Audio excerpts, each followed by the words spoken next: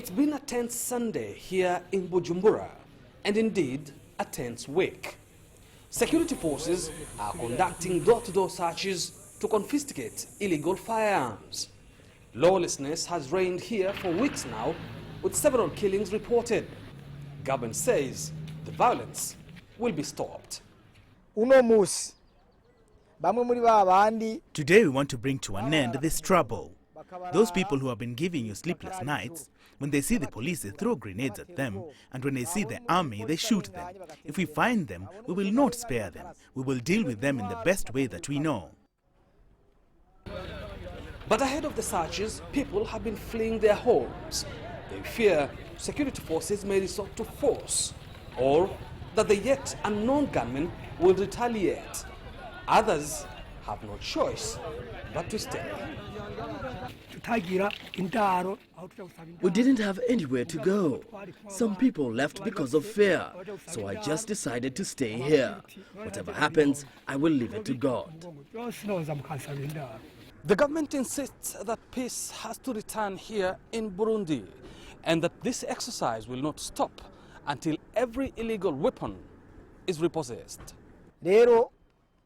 We have a message to the people of Burundi. We want to tell those people who have left the city that the city is now secure, and the security forces will not rest until peace returns to this country.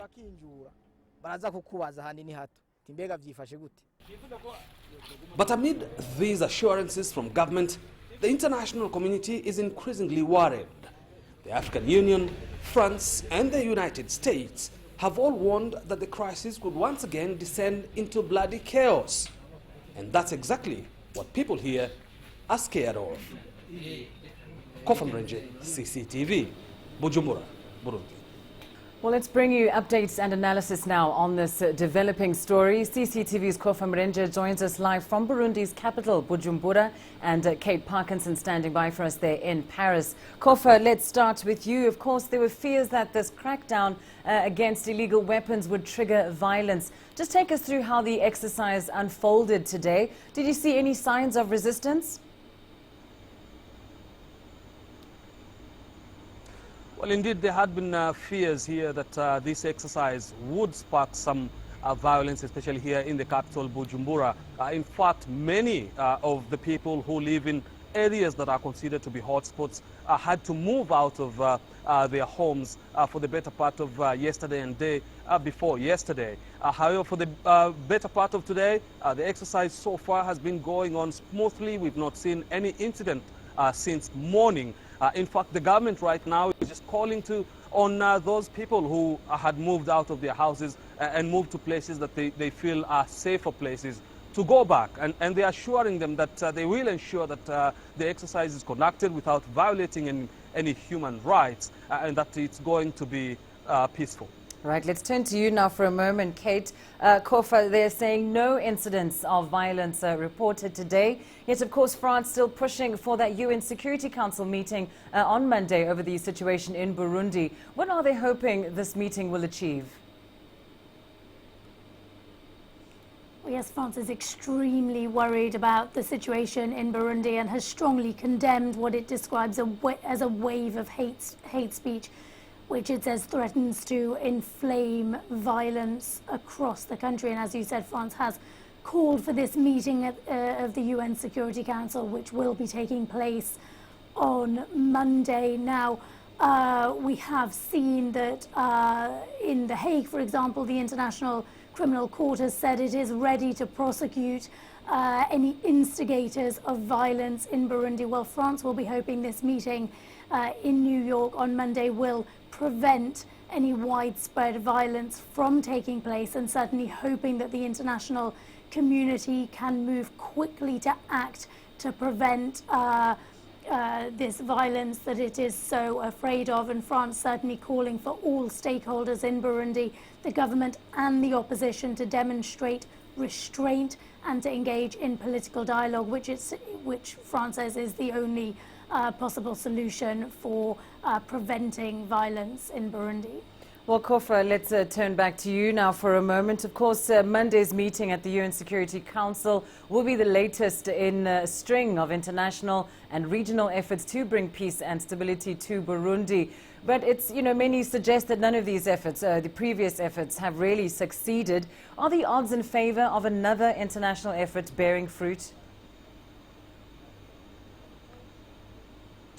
Well, just like you mentioned there, the international community has been pushing the government of Burundi here to ensure that peace and stability returns here in the country. And of course, everyone here now will be just watching to see if this effort by France will bear any fruit, and therefore they will have their eyes and ears just watching tomorrow and exactly what the outcome will come out of that meeting at the UN Security Council. Right, Kate, a final word from you now. The African Union, of course, one of the key participants invited to that meeting on Monday.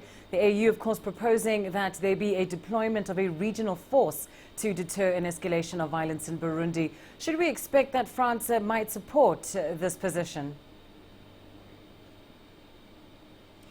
We have to consider the fact that the French military is extremely overstretched. France has troops engaged in anti-jihadist operations in the Sahel.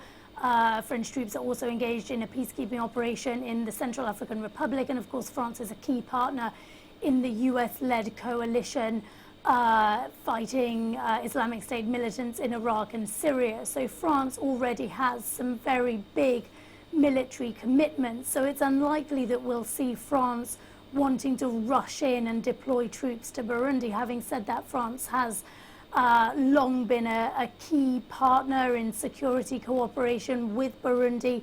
Until earlier this year, when cooperation was suspended, France had a key role in training the Burundi military, in training them up to engage in peacekeeping operations. France has played this crucial role in transforming Burundi from a post-conflict state into a peacekeeping state. And certainly France has illustrated that it's very keen to stop Burundi descending back into civil war. But it is unlikely, as I said, that we'll see France rushing to deploy troops, and I would say that it is highly likely that France will be wanting a UN mandate before it even considers that. Certainly at this stage we've not had any official comments from the French President or the French Ministry of Defense as to whether they are currently considering a military deployment to Burundi.